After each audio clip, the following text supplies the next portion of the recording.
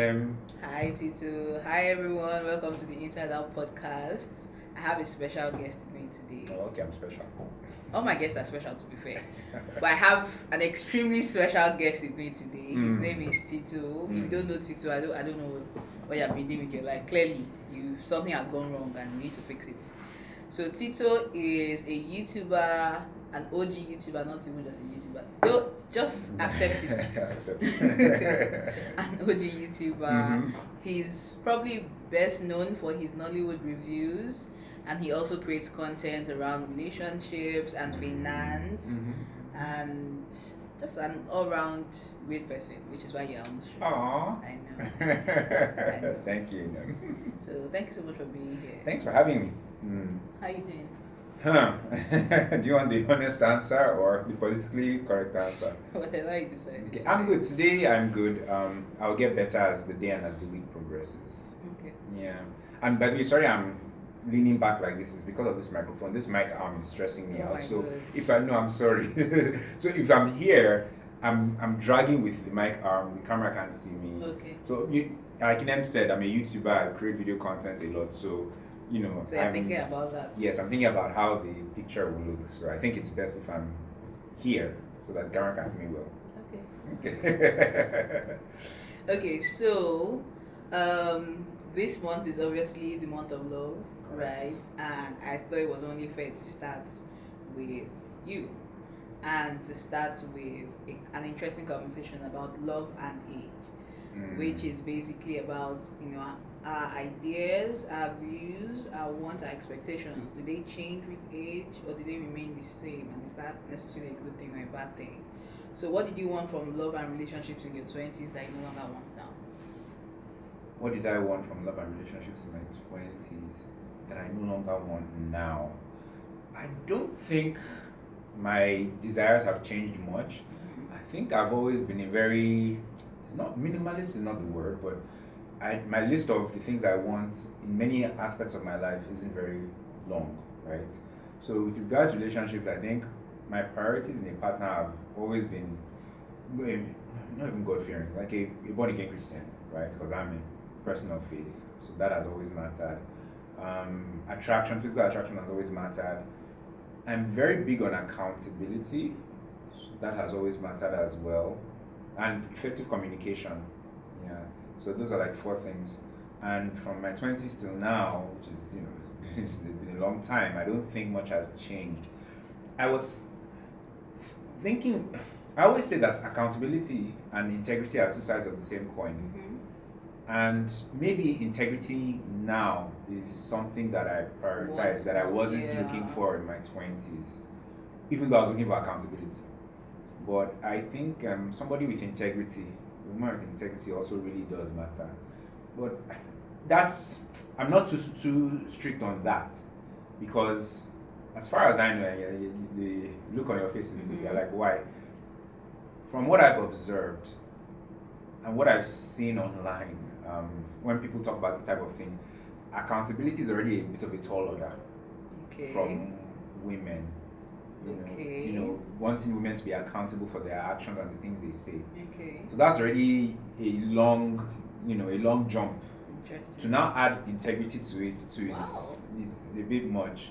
Yeah, so What you're saying implies that women, not only are we not accountable, but unable to be accountable, we also lack integrity as a whole. That's basically what you're saying. That's what you're deducing from No, what I'm that's saying. what you're saying because you're saying it's That's a what you're tall order. inferring. So you have to manage your expectations. You must have heard it said that women and accountability are. Yeah, I get that.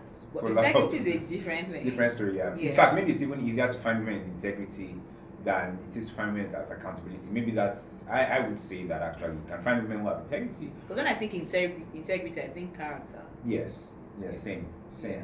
So maybe integrity comes easier. Okay, so why I flipped it is because accountability means more to me than integrity. I think this is overcomplicating it. Because how can you have character and not be accountable? How can you have integrity and not Character, integrity, and not be accountable?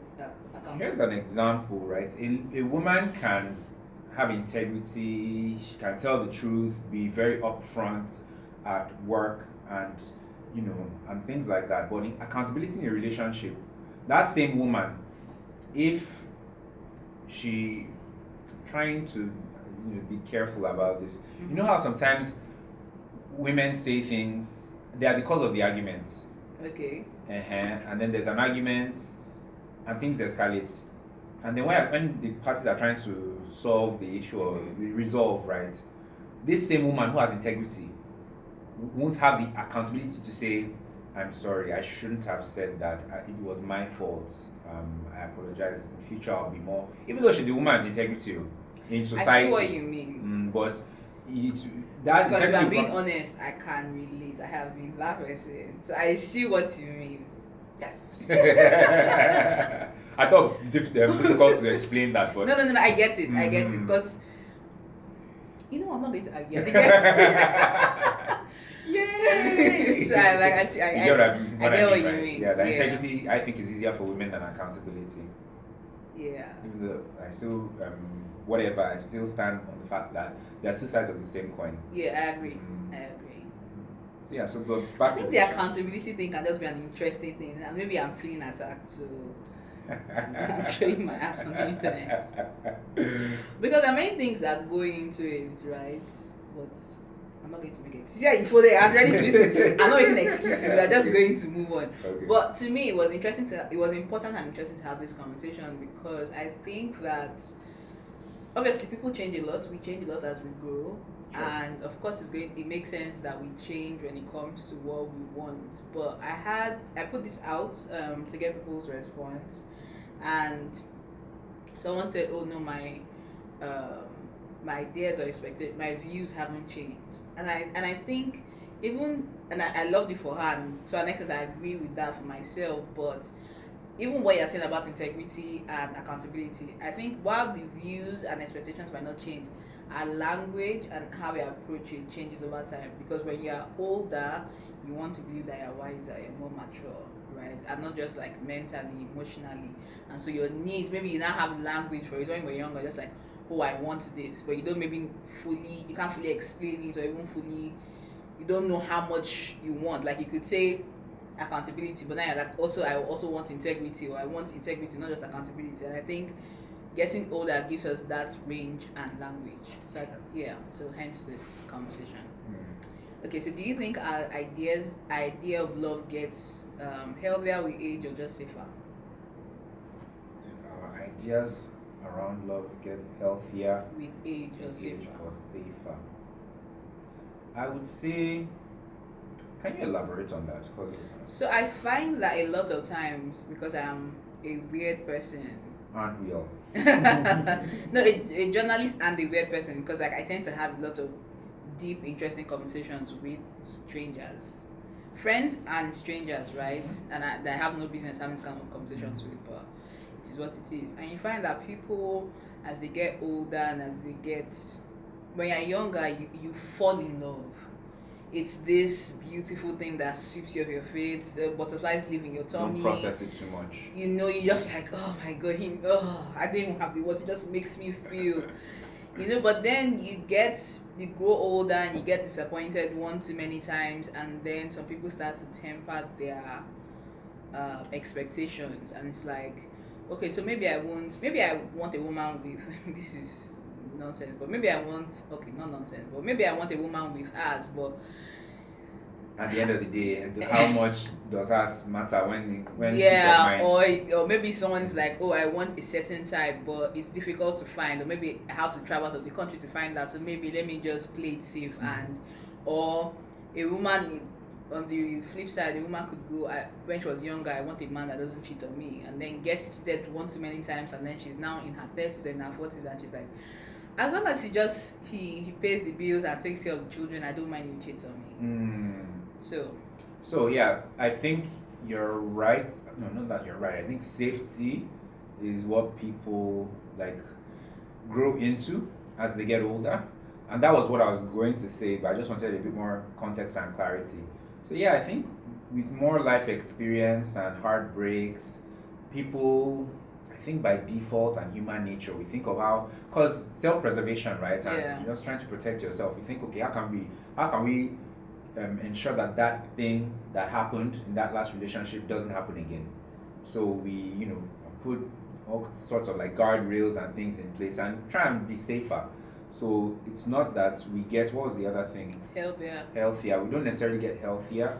We tend to get safer because safety is easier than getting healthier. Healthier would mean a lot of internal work, therapy, accepting your own flaws or Being your own parts, accountable. being accountable. There you Yeah. go, accepting your own parts and role in how badly You're things suffering. went. Yeah. So yeah, and it's not easy for a lot of people to do that.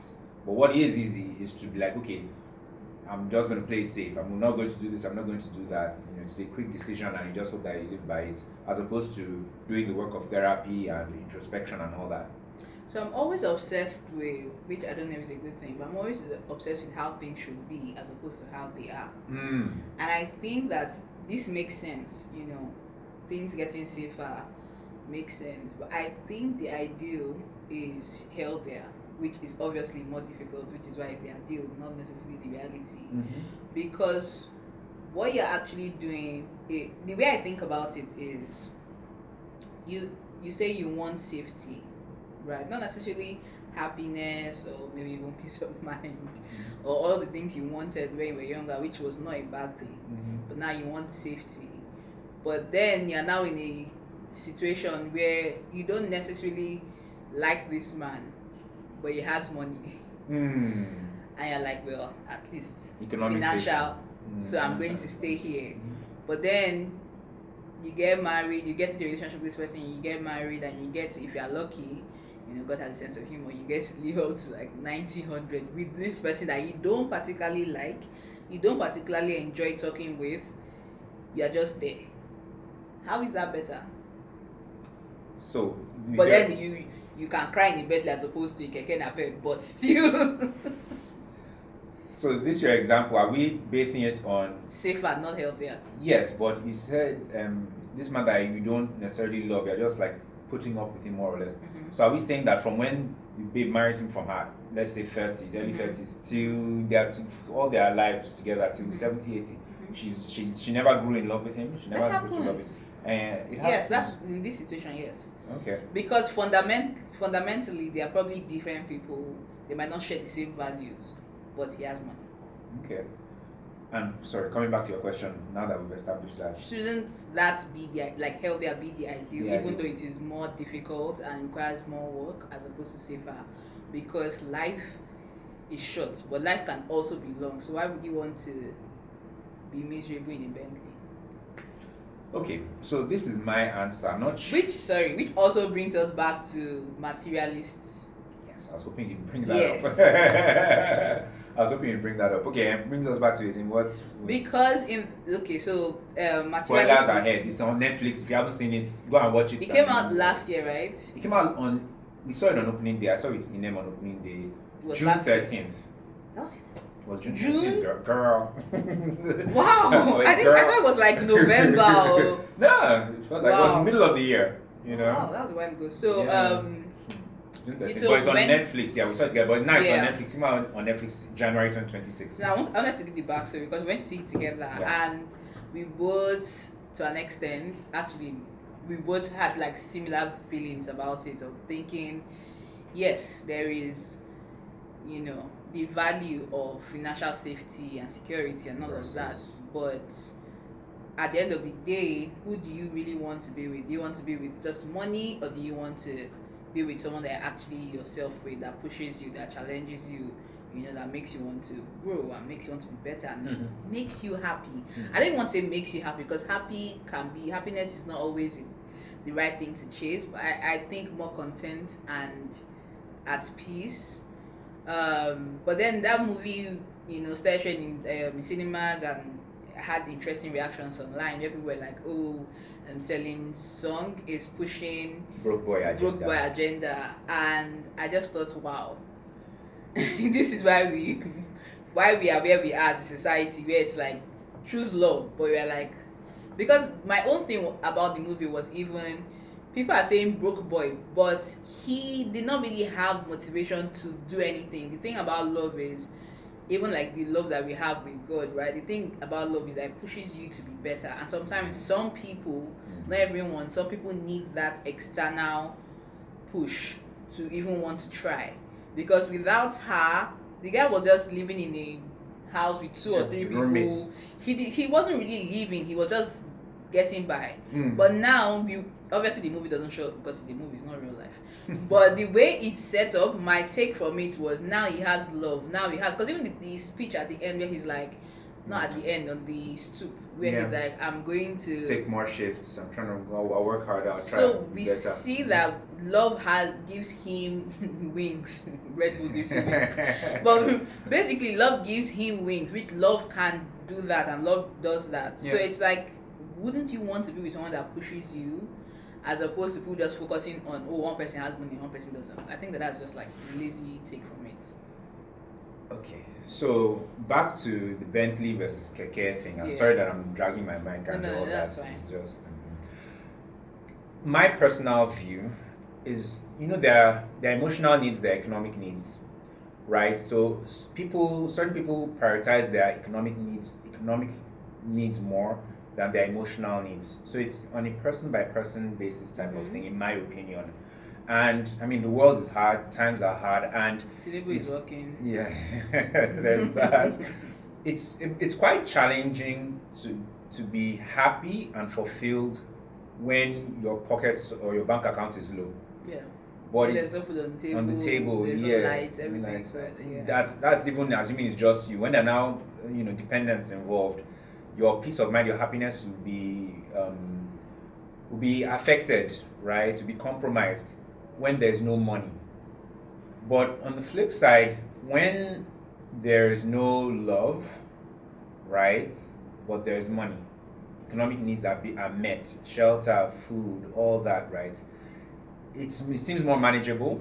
It seems like the lack of love can be overlooked. It's minor. It has less of a ripple effect. Or some women find, actually some people find ways to cope with it, where it's like, okay, I don't love my husband, but I'm going to pour out all my love into the children. So that love goes somewhere. It goes somewhere at the end of the day. It's not at its optimum. Yeah. But there's find a way to live. Find a way. Yeah. Which is that's more manageable than the flip side where, I love this guy, this girl, but we're struggling, it's hand to mouth and all that, and especially if you're the kind who is affected by what's going on in society and things like that. So so I see both angles, and I really can't. Maybe that's one way I've changed over the years from my 20s till now.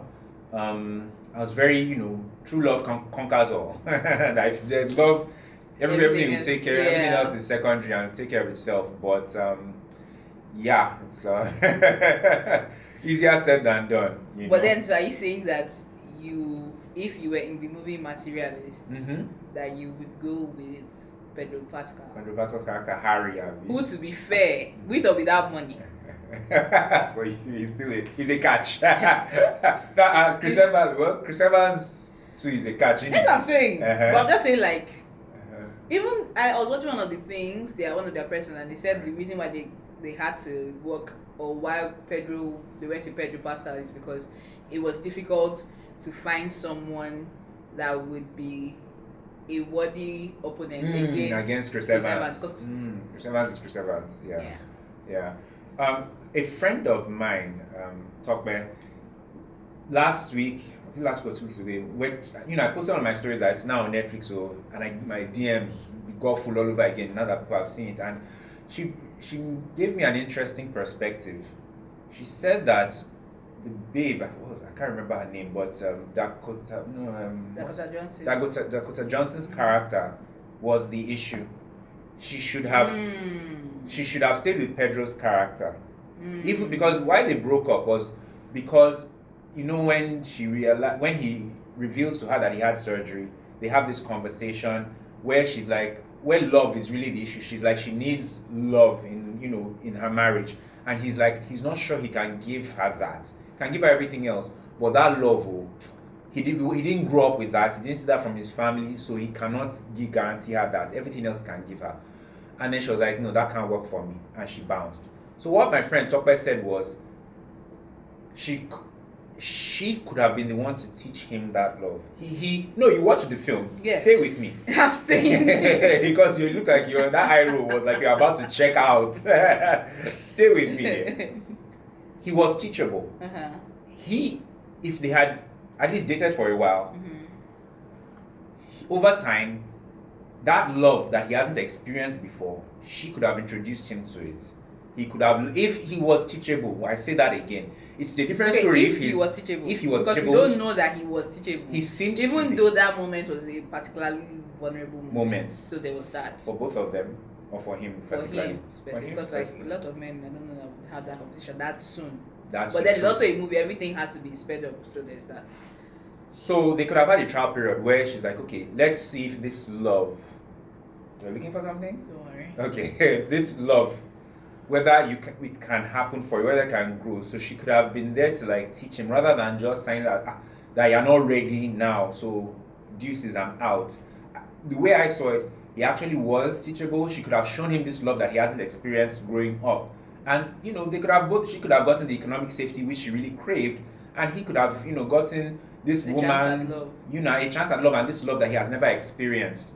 So you agree with this person? So I agree with what Tokpe said, yeah. And it was a case of her being hasty. And another thing, on piggybacking off what Tokpe said, a lot of people just running back to what is familiar. That's a really good point too. Which is Chris Evans' character. Good point too. The familiar, her ex. I agree. At least that's an evil that she's familiar with. Yeah. So let me just go back there. Rather than doing the work of trying to show this other guy how to love, and then also getting the perks of his wealth. I'm just laughing because I'm like, I brought a YouTuber to your podcast show, and now this gets to be a movie review. But so two things. First, the thing about she could have taught him. Mm-hmm. I feel like as a society, so many times women have been trying to rehabilitation centers for men.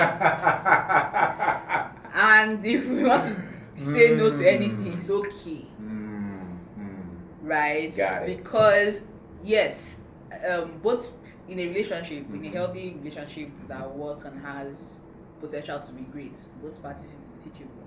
Correct. But I think that there's so much heartache that goes into trying to teach someone not just that they are worthy of love, but also how to love. Yeah, but nobody comes perfect, nobody comes formed. But I think that as a society we have done men such a disservice in the way, especially in Nigeria, the way we raise our men, our boy children.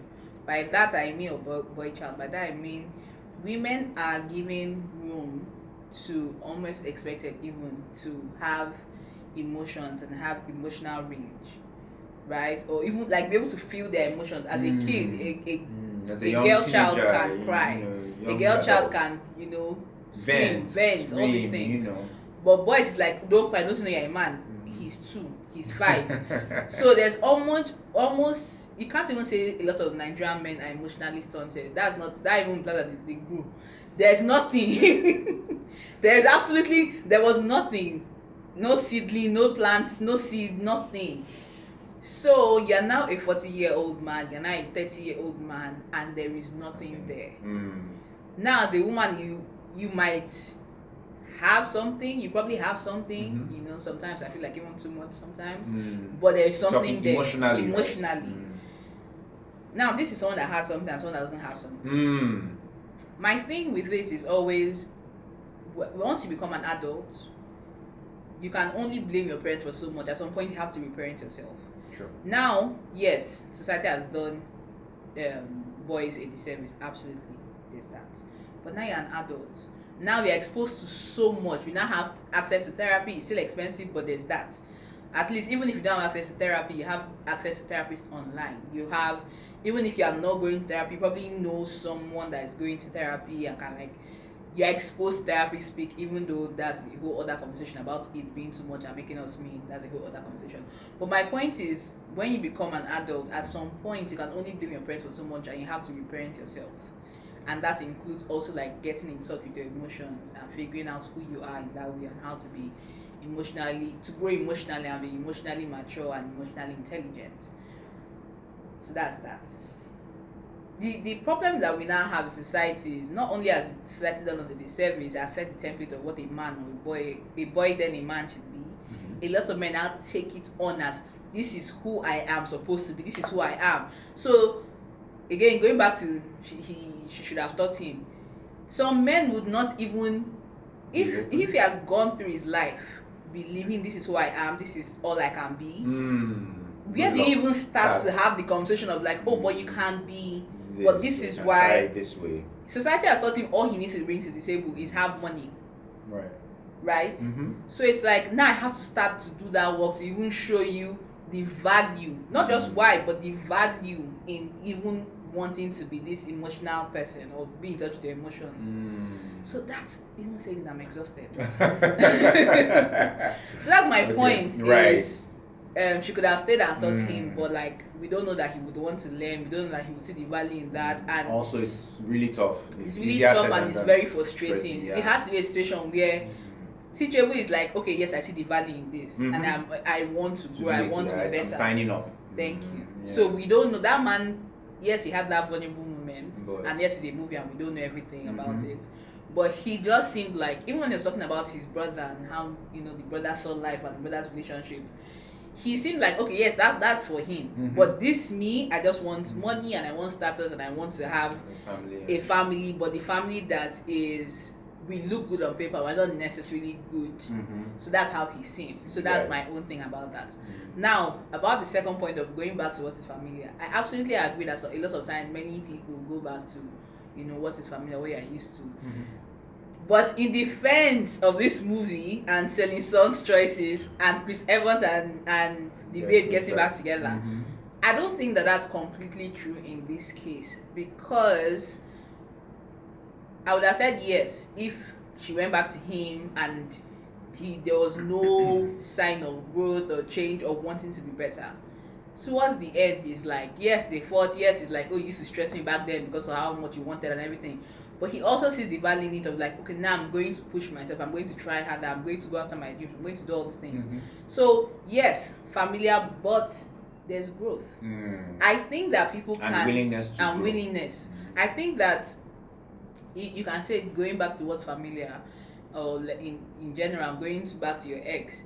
And that's a bad thing. If you go back and nothing has changed, nothing is different. How you left them, the same issues you used to have. You're still having them again. But I don't know, maybe I'm just a dreamer, but I believe that you can go back to a situation 2 years later, 1 year later, 6 months later, 5 years later, and it can work this time because now both of you are grown and both of you are changed, because they had gone years without each other, right? So I don't agree that it's going back to the family. I said that's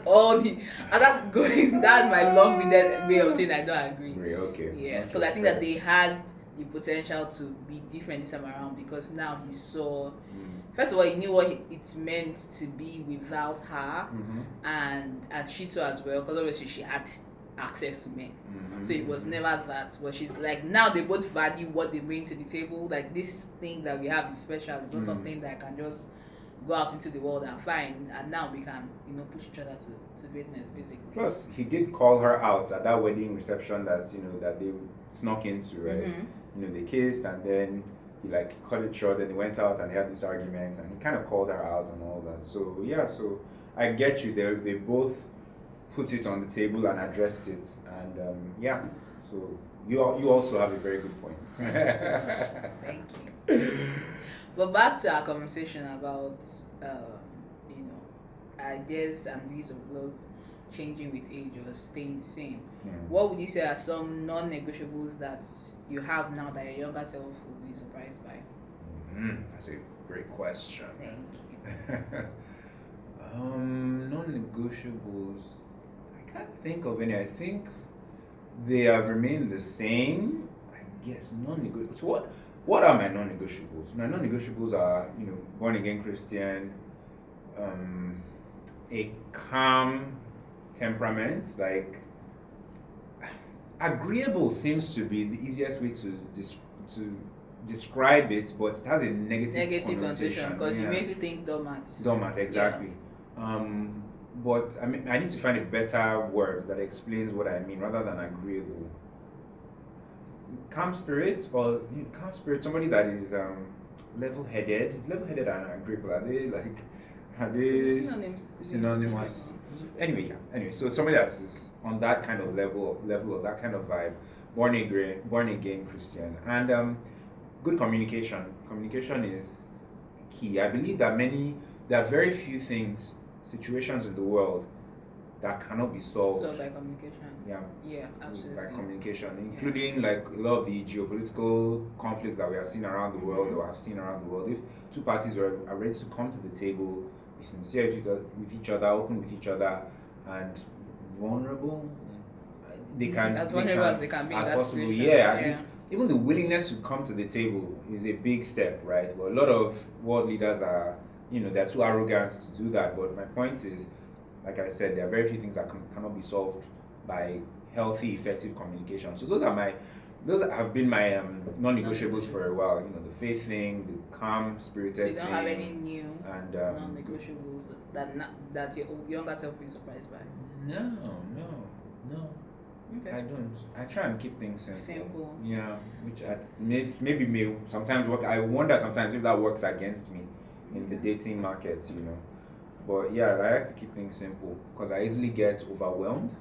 So, and I think that's one of the main problems, one of the many problems people have in the dating space, or this laundry list of haves and have, have this, have that, do this, do that. So, you now kind of put yourself in a corner when you have this long list. One was Pastor Kingsley, who has so many videos on YouTube. He said one of the things he said that stuck, in one of his videos was that if you just look for the fruits of the spirit, and then start there at least, that should be good enough for most Christians. The fruits of the spirit, kindness, long suffering, all that stuff. Is that Galatians 5:22? Anyway, it's there. You find it if you are a person of faith. So so that's my point in terms of why I try. Those are my non-negotiables and why I try and keep things simple. Yeah. I agree. And I'm going to answer the same question, but before I do, let me read some of the responses I got. Cool beans. Yeah. So, Ayabami says, in my 20s, love used to be a fantasy, but now I see that I see it as a very delicate choice that can't be undone. It either makes or mars you. I absolutely agree. I heard it said recently that who you marry, who you marry is the most important career and financial decision you will make. So it's a more practical thing than we used to think it was back in when we were younger. Okay. And I think when you're younger, love is, you're not really thinking, most people are not really thinking long term. Like, yes, you want to spend the rest of your life with this person, but you're also not really thinking long term of like, okay, what does that look like? What does that entail? You're just like, oh, right now he makes me feel. She makes me feel. And it's like, but then it's the, I don't know, beautiful thing sometimes about youth is that you can just be present and be childlike, and that's good as well. So I think there's a time for everything. Yeah. So Helen says it has changed with age as her views and expectations of love and relationships. Now I know that the kind of love I want/need is a stable, solid kind of love. Butterflies, it might tell me, is okay, but a love that I never have to doubt is better, guy. She sent it to me and I was like, absolutely, guy. That thing of being able to trust the love you have and not having to question it is so important. And I think when you're younger, because again, emotional maturity might not be as great as it is when you're older, hopefully. You're just like, I don't know, I don't know if he loves me, I don't know. And then you start doing he loves me. When you're older, just like, guy, life is so hard and life is so stressful. You don't want your relationship to be something, another thing that stresses you out. You're worried about. I agree. And then one more person, Jide says, back in the day, it used to feel like being in a Disney movie. Now love feels like responsibility. It's practical, solid, and boring, like folding laundry on a rainy day for your partner. Boring is amazing and I wouldn't trade it for the world. I like the reason why I picked these three, specifically Jide, is because he said boring. Because I think that when you're younger, for some people, they are almost addicted to the rush of it. Like, The adrenaline, Yeah. the adrenaline rush. Exactly. Of So it's love or like, infatuation. so it's like, oh, I don't like the way he did this thing, or in some cases maybe he beats me or she beats me, or but the sex is good. So the makeup sex is insane. So let's stay here. But when you get older, you realize, even not just relationships in general, even with yourself, that boring is a good thing and it's something that you should want, because boring is not a negative, because boring almost equates to stability, and you want that. You don't always want highs and lows, because life will give you that anyway. But a healthy relationship will get boring, and that's good. That reminds me of investing, because like you said when you introduced me, I also do personal finance stuff, which I'm really trying to get back to this year, 2026. Thank you. There's one of these personal finance gurus. It wasn't Warren Buffett, it was somebody else, and they said that investing should be like watching paint dry. It should be so boring, something that you just do routinely, right? But as you're doing it routinely, you're showing up regularly, your money is compounding and growing.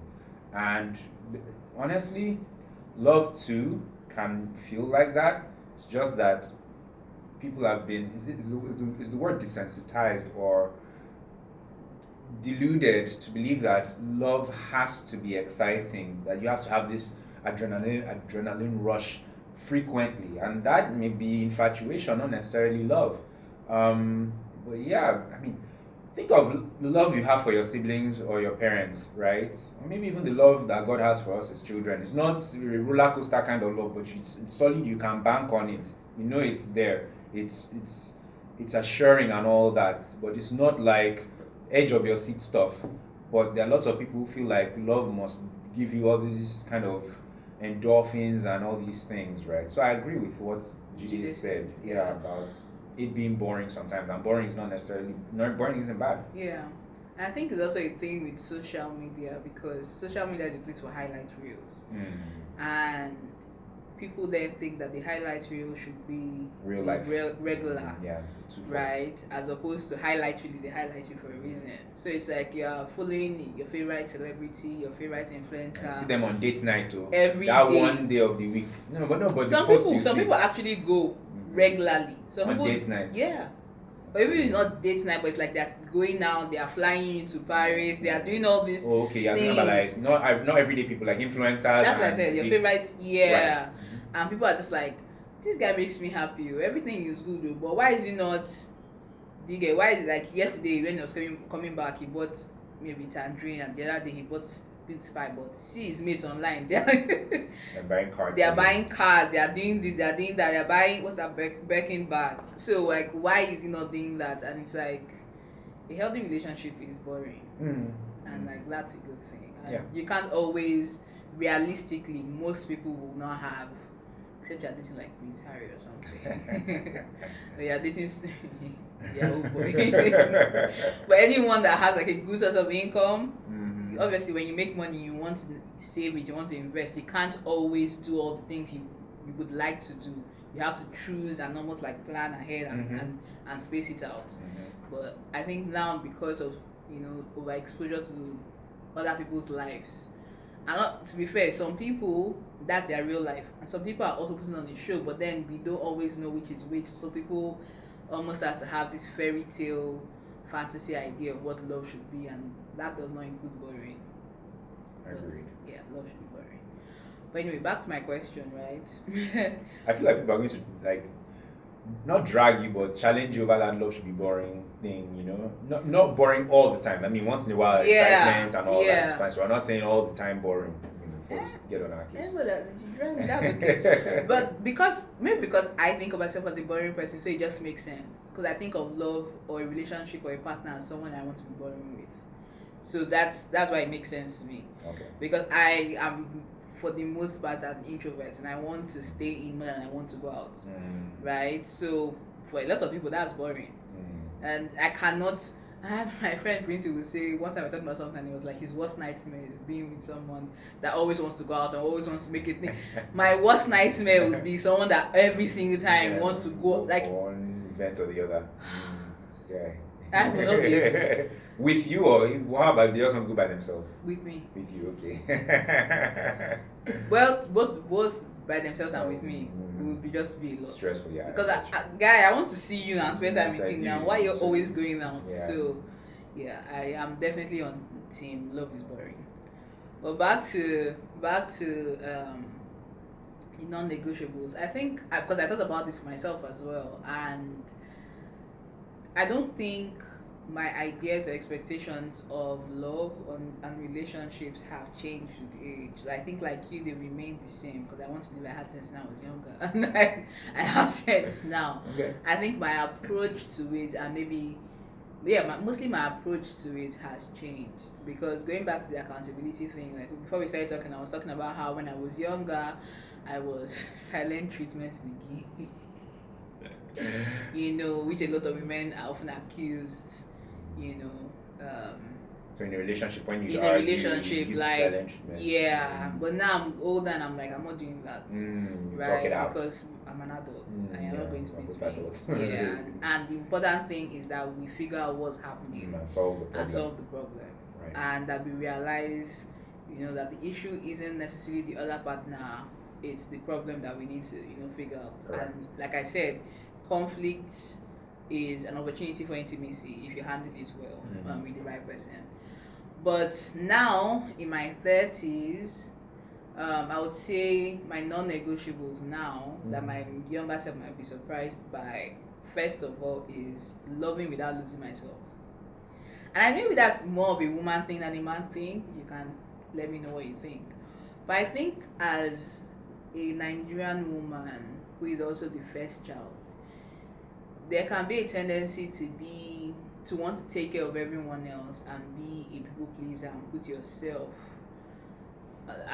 on the back burner of things, right? And so you get into a relationship and you want to make your partner happy, and it's like, okay, he likes this thing. I don't necessarily like the thing, but I will take on the thing, and this will be my thing as well. And so I think when I was younger, I didn't always love or even know how to love without losing myself. I think I lost myself in a lot of relationships where I was aware of what was happening because I like to think I'm a self-aware person. So I was aware of what was happening, that okay, maybe this is not maybe the healthy way or the right thing to do, but I just maybe didn't always know another way to handle that. So I would almost like wear a different skin because I thought maybe that's why I needed to make the relationship good. Not that these people were bad, they were not bad, and they were not asking me to do these things. I just maybe thought when I was younger, this is how, to keep the relationship going and make the guy happy and everything. But now in my 30s, it's more important to me to love myself, love the relationship, love the guy, but not lose myself because all I have is myself. And I think that is so important. I think it happens to women than men, to be fair, because it's even something that happens like when women they get married and then they become mothers and they talk about that whole journey of having to find themselves again after becoming a mom and a wife. Because I think there is a tendency for us to lose ourselves in relationships because we are trying to be everything to this person. I agree. I see that, and I see how it's something that more women would go through than men, or at least or talk about or express. Men too, once in a while, they do experience things like that where they feel like they've given more of themselves than they ought to. But then that now can easily become a debate of who is sacrificing more in a relationship. So let's not go down that route. But I do see what you mean, and I guess that's something that lots of women, maybe much earlier when they started dating, they just be so into the guy and just not consider themselves, considering the guy, sometimes even without the guy telling her to give up herself and all that. Just you feel like this is what I need to be a good girlfriend or to make the relationship work. And then with age comes wisdom, and you're like, nah, I also need to be responsible for me. And he needs to be responsible for him. This thing that I want to give him or sacrifice for him, he should be taking care of it for himself, and let me not. And how to find that balance, because you can also lean to left where you're now selfish. So it's not that, it's like, okay, yes, this is a thing I noticed about myself. I don't want to over course correct, but there needs to be some balance to it. Sure. Because it can lead to resentment. You resent yourself, you resent your partner, and then the whole relationship is messed up. So, yeah. And honestly, I was having a conversation with someone the other day about my first boyfriend, and it just makes me think, if I was president for one day. Yeah, like you didn't know where I was going. I did. You completely blindsided me. I was like, how the presidency entered the conversation? But I'm listening. So if I was president for one day or for a period of time, Mm-hmm. young girls wouldn't date. Yeah, by young, you mean under 18, 18 and under, or 21 and under, or 16 and under? You will not start dating until like 25. All right. And why? And I think two things, or maybe more than that, but I think it's because, first of all, there's the whole thing, like I said, about women being more emotionally mature and intelligent, and to an extent generally smarter than men. Like they grow mature earlier or quicker than men. Mm-hmm. And so now you're in your boys do. Yeah, than boys do. So now you're in your late teens, going into your early 20s, and the boys around you are childish. They can't hold a conversation. If they can, it's like all they want to do is have sex. Now it doesn't mean that older men don't want to have sex, but it's just like they stimulate you mentally, they make you feel things that like the boys can't. And so there's often that temptation to then want to be with an older guy. But you don't know yourself, and it's a recipe for disaster. So people, get into it, and it becomes a fairy tale, and they figure themselves out, and it works in the end. But lots of times you have situations where someone gets into it, a much older man, and he probably is also with you because you are like clay, and he can mold you into his image and likeness. So I say all that to say, like, if I was president for one day, like, men would not date until they're at least 25. And how about men?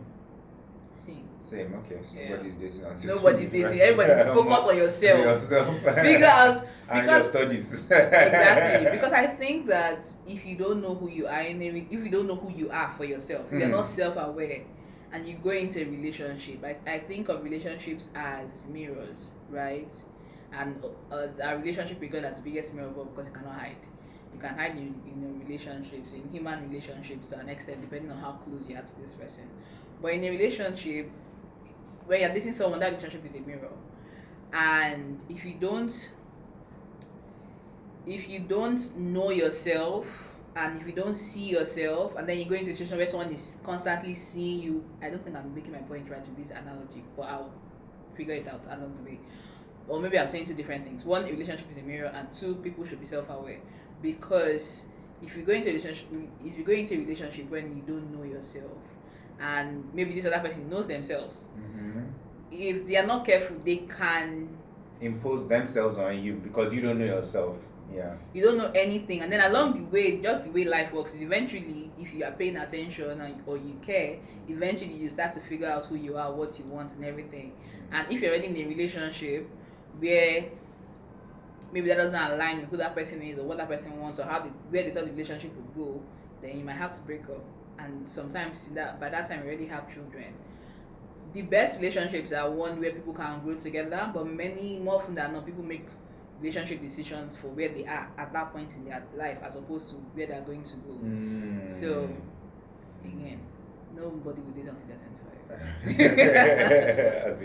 Recipe for disaster, but I see what you mean, because I mean hormones and how teenagers is when you tell them don't do that they want to do. So yeah. Guy, I don't know. I might be the Antichrist. I'll put a chip in your head. Don't. First of all, Justin Timberlake really hates when he. I don't know if Clocking or standing on business. No, Mirrors. Oh, that okay. song. I don't know if you wrote it. Yeah. Every time somebody says mirrors in the context of a relationship, I remember that song, and I mean, it's such a spot-on song with regards how relationships should be in terms of reflecting. You and your person should be like reflecting each other and your values and all that. So that's one. Two, I was gonna say, isn't it a bit surprising how? Because you did say you need to learn yourself, or you suggested you need to learn yourself first before you get into a relationship, so that you're not, manipulated, right? Because it's harder for somebody to manipulate you. if you know yourself. Beyond even manipulation, right? It's important to know yourself, because you just knowing yourself just has so many benefits, because you just know what you want, what you don't want. You can communicate it. Imagine when you don't know why something is bothering you.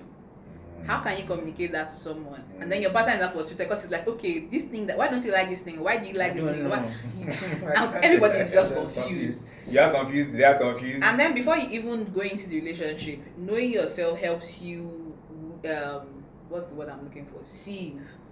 Figure out, okay, this is the kind of guy I want, this is the kind of woman I want. But if you don't even know who you are, what you stand for, what you want, you will just be using people basically, because you are trying to use them to figure out who you are, and you're just messing up. You're leaving a trail of broken heart and really hurts people along the way.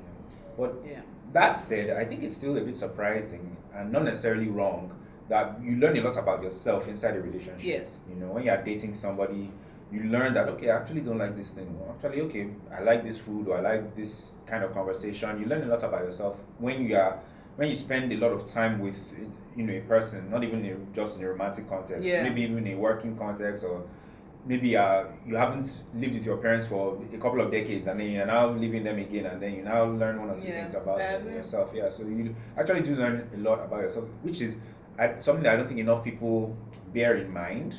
Because a lot of people, when they are single and searching, they're like, I don't like this, so if you don't do this, I'm not into it, I won't get it. But if they are open-minded enough to be like, okay, let's see how it goes, right? Okay, it's actually not that bad. I actually do like, going to this thing. Maybe if you don't like the beach or something like that, but you just have because you have a narrow-minded view of the beach, but there are different types of, beaches or beach setups and things like that.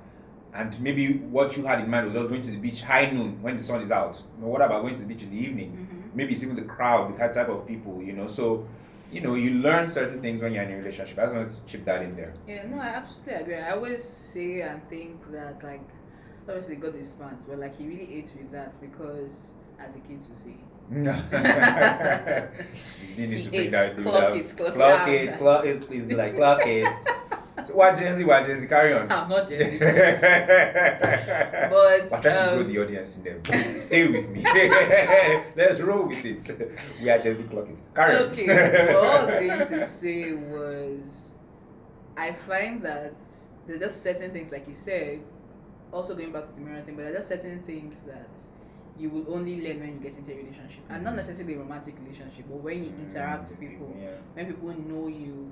Because we all have, even when you are the most self-aware person possible, you have blind spots. Sure. Not only do you have blind spots, you have maybe a certain way of seeing yourself. Because sometimes self-aware, we use it as an excuse to be mean to ourselves. To only be aware of our flaws, as opposed to self-aware, I see everything, good and bad.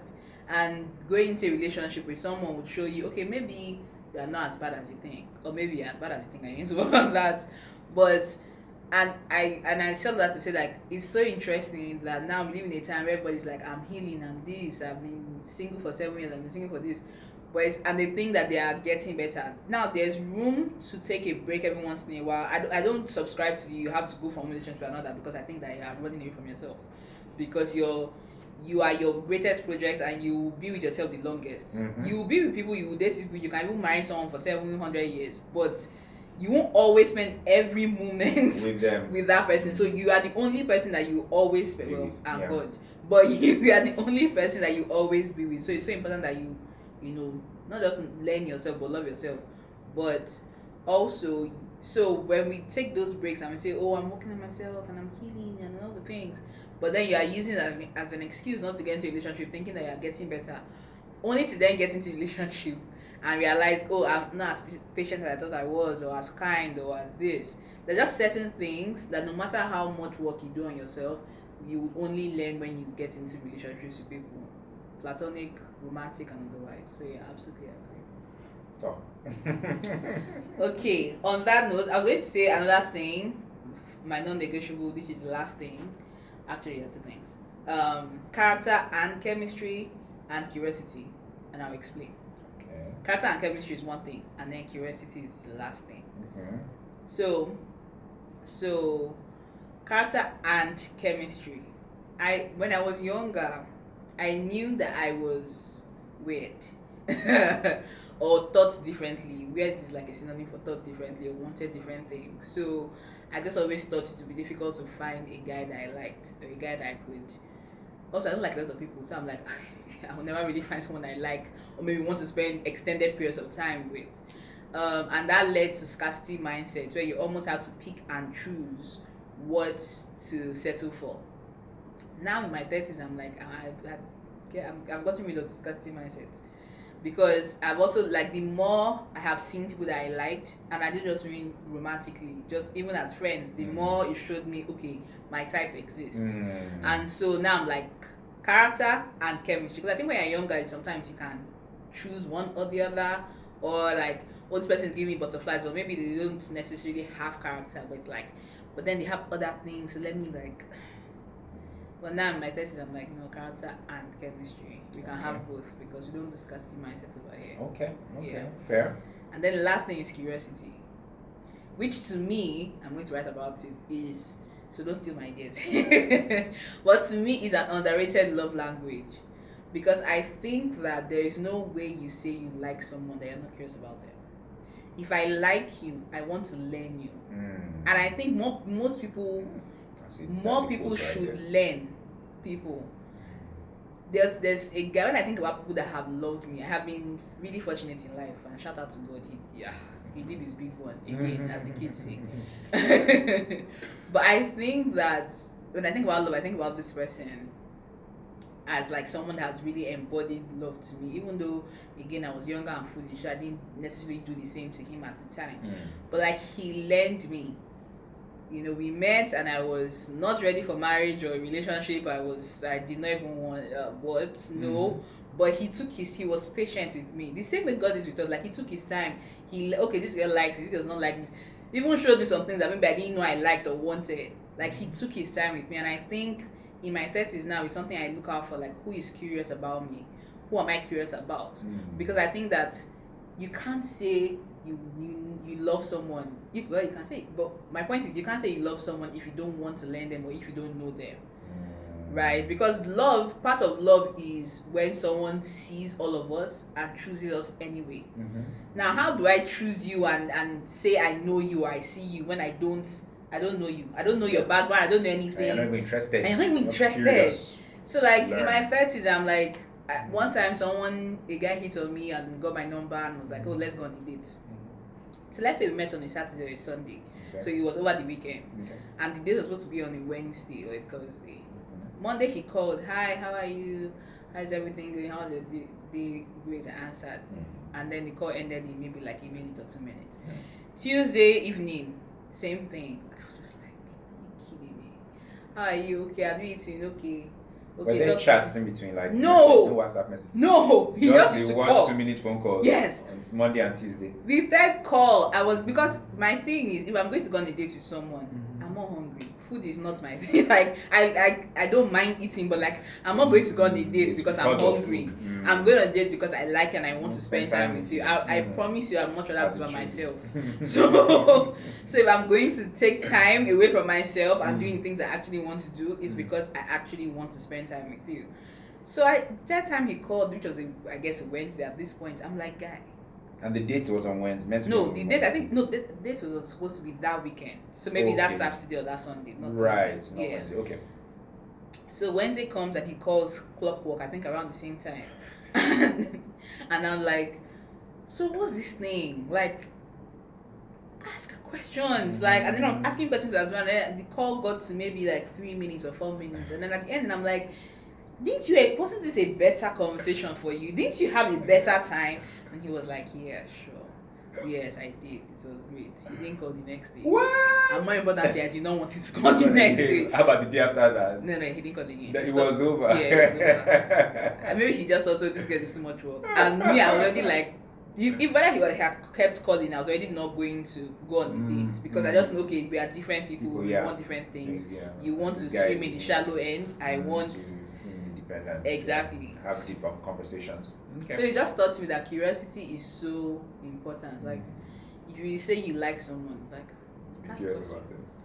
How are you? How did you become this way? Why do you want the things you want? Like, I think it's so sexy. So more people should be curious. I agree. I'm surprised at that chap because I'm not a fan of phone calls either. But I mean, I do like 10 or 15 minutes thereabout.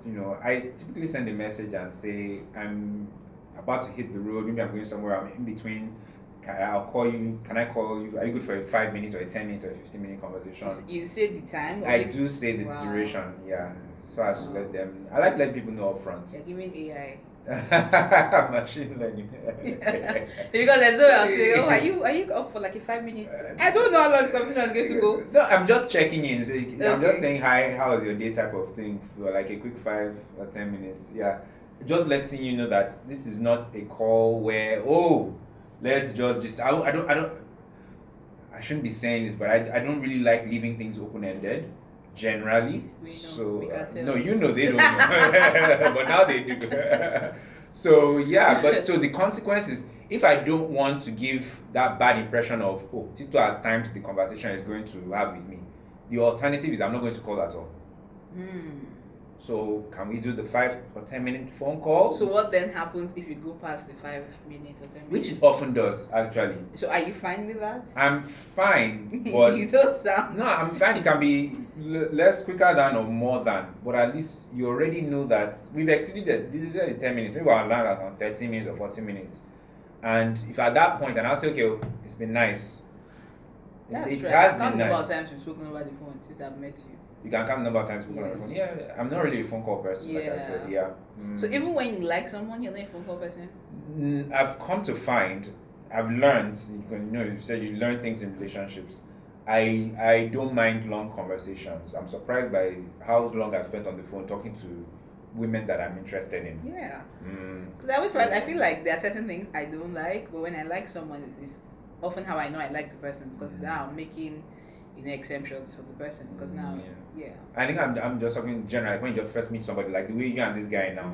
So I was just you just met somebody, so that's the context I was basing my own phone call type thing with, and like with friends too as well. I do more of messaging and texting and voice notes and whatnot. So yeah, that's how I see things. So that's not part of the line of questioning. I just wanted to chip it in there, saying that guy, that 1 to 3 minute guy, his own is worse than I know I'm bad, but this guy he needs work. Again, I think that's another going back to being self-aware. I talk about being self-aware a lot on this thing, but I think it's so important. But I think, and I don't have a problem with it. I think he wants something shallow. Yes. And that's fine. But that's where self-awareness comes from, because like this is what I want, and that's okay.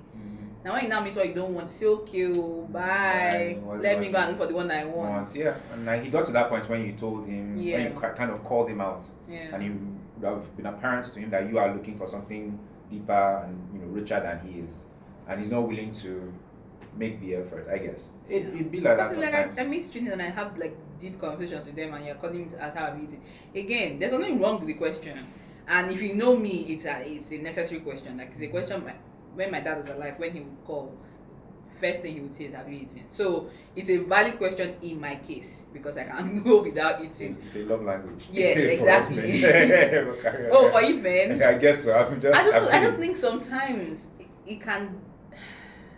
I just want more sometimes. Well, only if I like you. If I don't like it. I think have you eaten is a way of gauging a person's well-being, like their frame of mind, because if you've eaten, it suggests that you're good, this is how you think about it. Yeah, for all men now.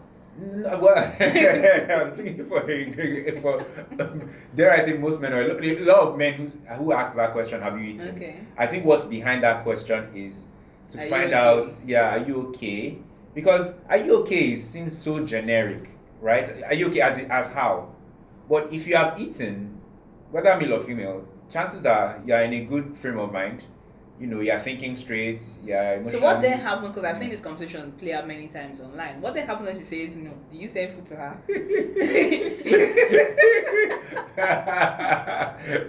So another thing, men do not prepare themselves for the follow-up, or for the situation where she has eaten. Because you say, try chop. Try need to eat for me. Eat for me. So yeah, I guess to us it's another way of asking how are you? Are you okay? And not that have you actually eaten.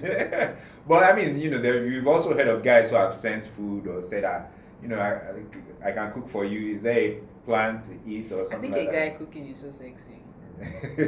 Lots of women think that. But I also think it's because I have conversations with I have a couple of guys, male friends, and it's men have the opportunity to learn how to cook and enjoy cooking without the burden that comes with it. I'll explain. As a woman, when you're a girl child from like primary school, Hmm. it's like you have to learn how to cook. Because how do you take care of your husband? How do you take care of your children? There's this thing that kind of like It's a duty. sucks. It's a duty. It's a responsibility. Not optional. It sucks the joy out of it, Cooking, right? right? But as a man that doesn't have that burden, a lot of men that I know really enjoy cooking, and I think that's when I have this conversation with them, they're like, oh yeah, right, you make a good point. I just learned how to cook because I wanted to, I didn't have to. Yeah, so Beyond survival. yeah, so I just think it's so sexy when you guys can cook because. Okay. So maybe some guys too when they get So if you can cook, alert to them. So I guess for those guys that get to know I haven't eaten, maybe that too is a window for them to head over there or see, to make food and so the point is, if you have not learned anything from this conversation, the point is, as a man, if you are going to be asking a woman, have you eaten, have a follow up to that, a positive one.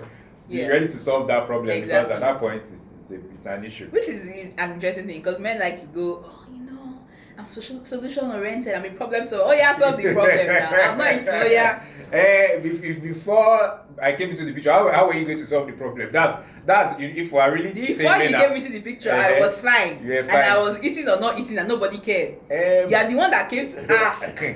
But now as you have not eaten and you are clearly hungry. I didn't say I was hungry. Okay. You asked if I'm eating, I said no. Okay. You have eaten and you are not hungry. Okay. Okay, then you are fine. And hunger is not worse. So you don't care about. No, you said Because there's also a whole thing online of men going like, I don't know how this one will survive without me because she never eats and then she complains that she's hungry. That she never drinks that water. yes, and she complains that she has headaches and stuff. Mhm. So I'm not eating, I'm not hungry, so you don't care. No. This is a no I feel like this interview has taken a different turn. Okay.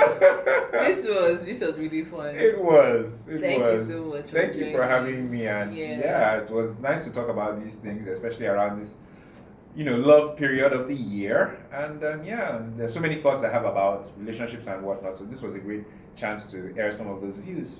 Thank you. I didn't know for Valentine's Day. I'm not sure yet.